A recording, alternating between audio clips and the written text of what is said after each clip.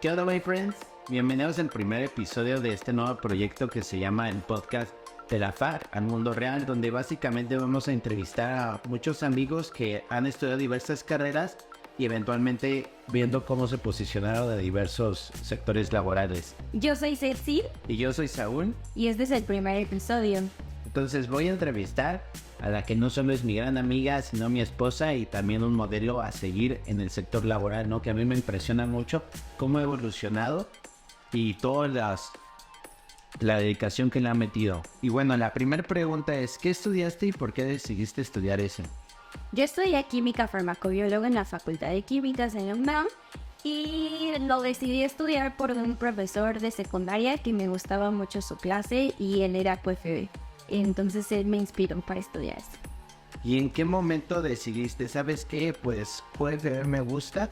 ¿Cuál es el siguiente paso? ¿Cómo fuiste elaborando este plan de acción para decir, sabes qué, me gustaría trabajar en esto o en algo más?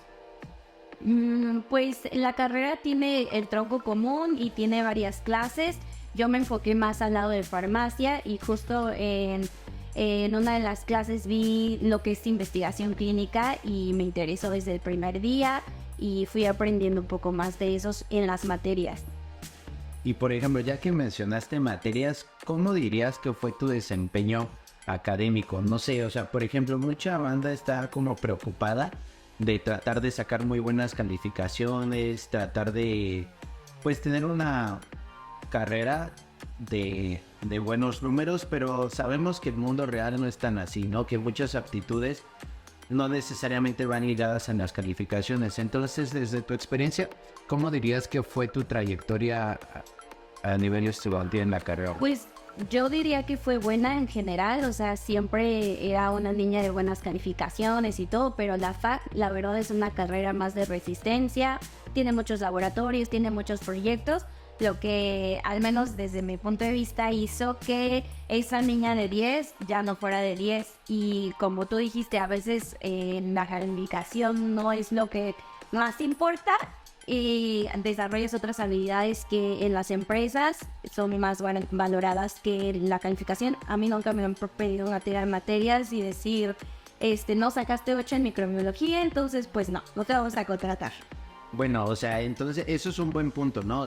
O sea, tampoco no queremos como que o sea, que el mensaje sean, pues no tienes que esforzarte, ¿no? Al contrario, tienes que ser constante y tratar de sacar la calificación, pues que sabes que puedes. Eso no significa que tienes que ser alumno de 10 siempre, pero sí ser constante y obviamente el trabajo tiene sus frutos. Sí, tener unas buenas bases y mucho es como tu siguiente paso o a lo que te quieres enfocar, porque muchos de mis amigos estudiaron maestrías y ahí pues el promedio se importa en el aspecto de becas, en el aspecto de irse de viaje, de intercambio. Entonces yo que me decidí ir a la industria, yo diría que no pesa tanto, sin embargo, como tú le dijiste, pues tienes que tener unas buenas bases. Y ya que, o sea, que mencionaste la palabra industria, ¿en qué momento de la carrera fue el salto que tú dices, sabes qué, de aquí ya me empecé a posicionar o fue mis primeros pininos para acercarme a ese mundo? Ok, pues yo, como te mencioné, de que empecé a ver de investigación clínica y en la facultad había estos pizarrones y ponían pues puestos de trabajo, cursos y diplomados y vi un diplomado que se impartía en centro médico y así, ¿no? Yo tomé un papelito, pedí informaciones y yo iba en quinto semestre y decía, o sea, justo que era para los últimos semestres porque vas aprendiendo más lenguaje, necesitas estar más preparado y yo así escribí un correo y dije, oiga, yo ya vi el temario y creo que sí puedo, voy en quinto semestre, pero me gustaría y estoy interesada y si necesito tomar como clases extra, pues puedo meterlas el siguiente semestre para que no me rezaguen el diplomado. Y sí, o sea, me aceptaron, me dijeron que con el nivel que tenía de estudios podía entenderlo perfectamente. Y yo creo que ahí fue un punto clave porque el siguiente fue que acabando el diplomado empecé un becariado. Entonces para mí esas dos partes de prepararme académicamente y luego tomar experiencia laboral, pues siendo becaria, me abrió muchísimas puertas para llegar a la posición que estoy. O sea, entonces podemos decir que la decisión clave fue que mientras estudiabas también te fuiste a hacer el diplomado y también después lo del becariado, lo cual exigía un doble esfuerzo porque no solo era terminar las clases, sino que también aplicarte en el diplomado en lugar de este becariado y cumplir con las dos, ¿no? ¿Podrías decir que realmente fue un esfuerzo, pues no diría sobrehumano, pero realmente tú podrías decir que fue una etapa difícil o...? Pues de por sí la fac te consume mucho tiempo, entonces sí tienes que hacerte más organizado de lo que ya eras.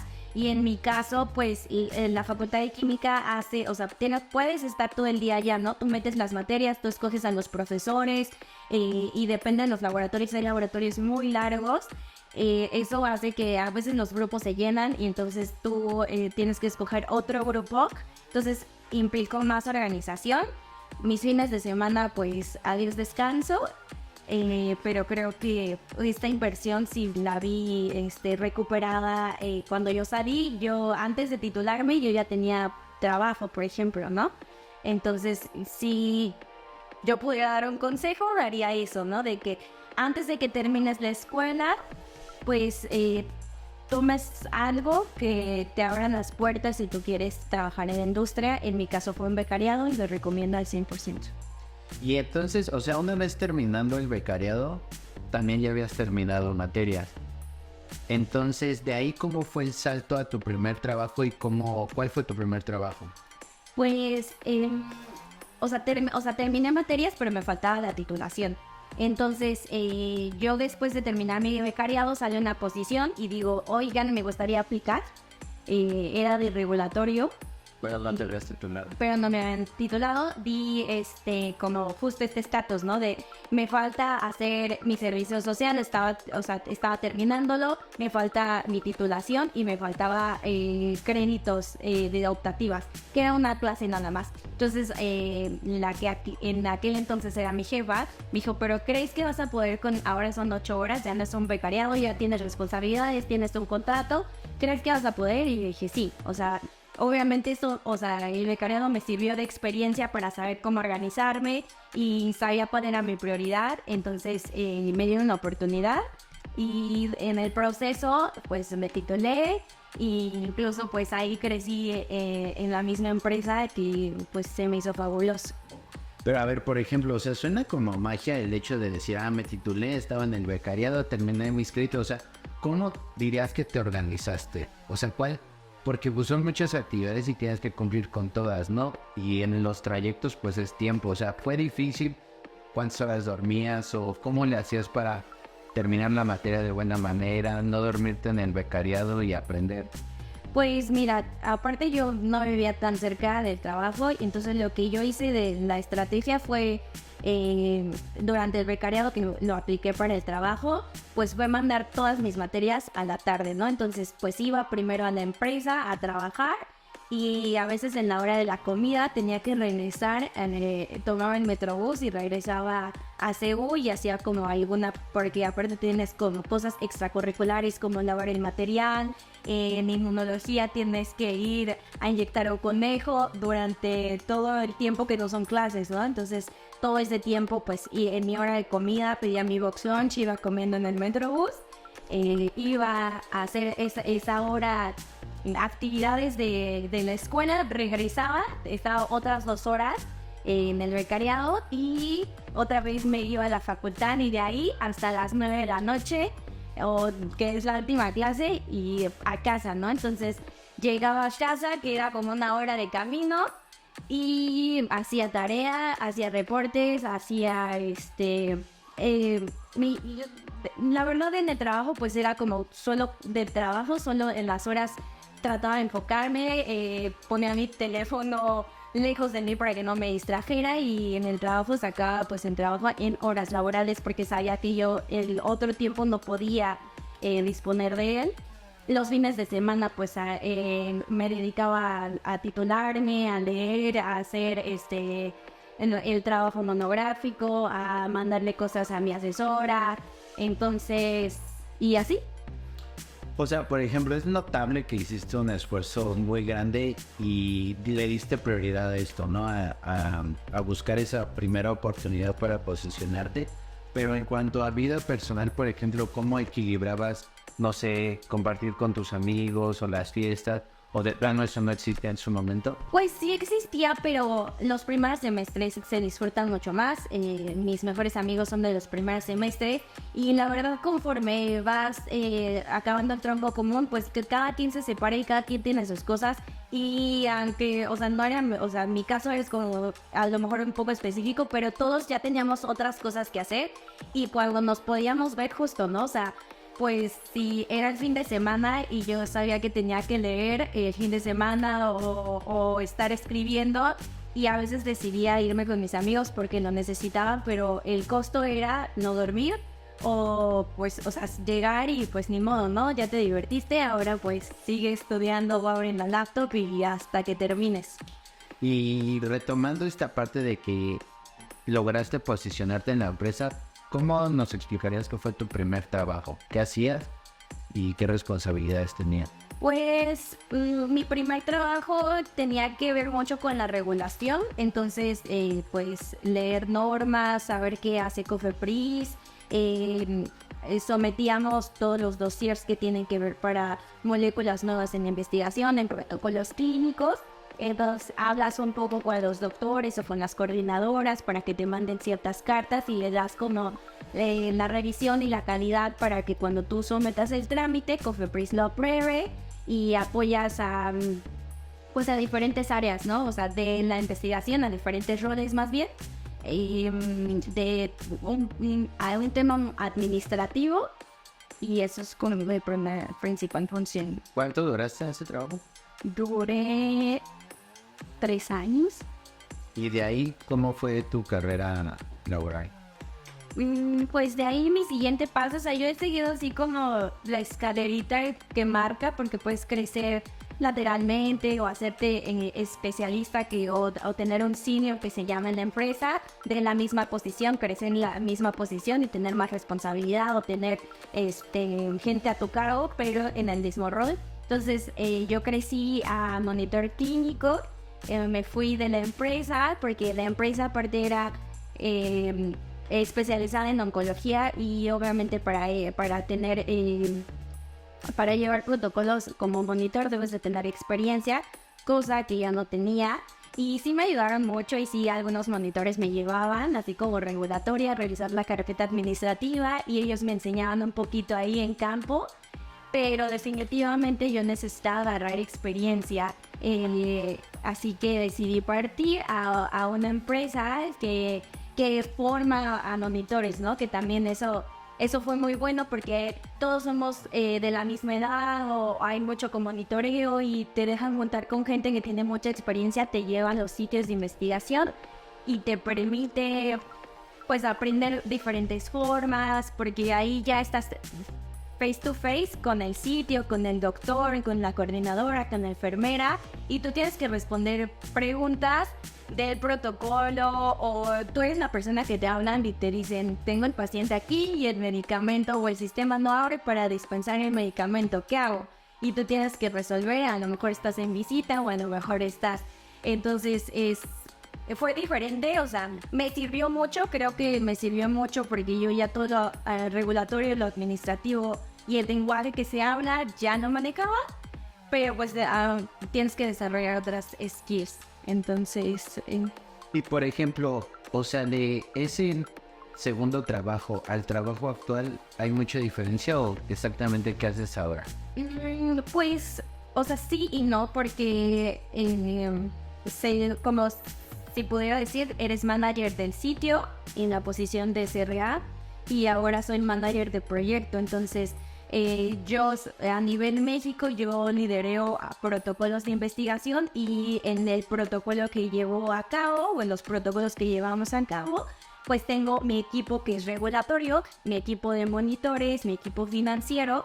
Entonces creo que esta posición, como ya sé regulatorio y ya sé monitoreo, me sirvió muchísimo pasar por esas fases porque sé manejarlo más, tengo más empatía sé otras tácticas, ¿no? Que a lo mejor los monitores de esa empresa lo hacen diferente y yo les puedo dar un feedback más grande.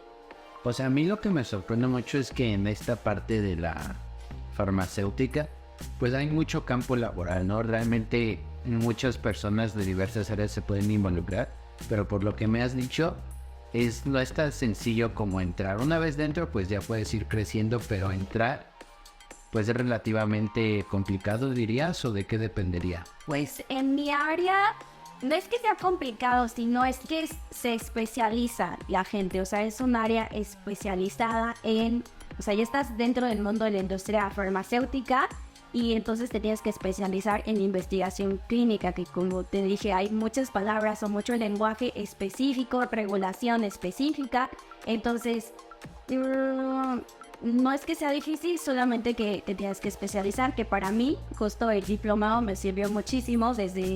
Hay gente que lo toma diplomados de monitoreo o diplomados de project manager, ¿no? Entonces, o diplomados en administración farmacéutica, ¿no? Que habla un poquito de la industria.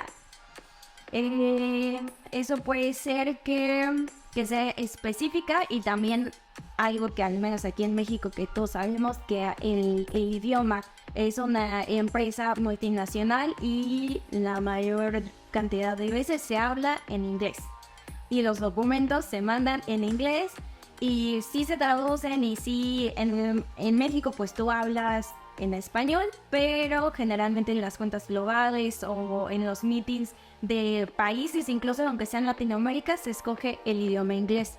Entonces creo que el idioma podría ser otra barrera.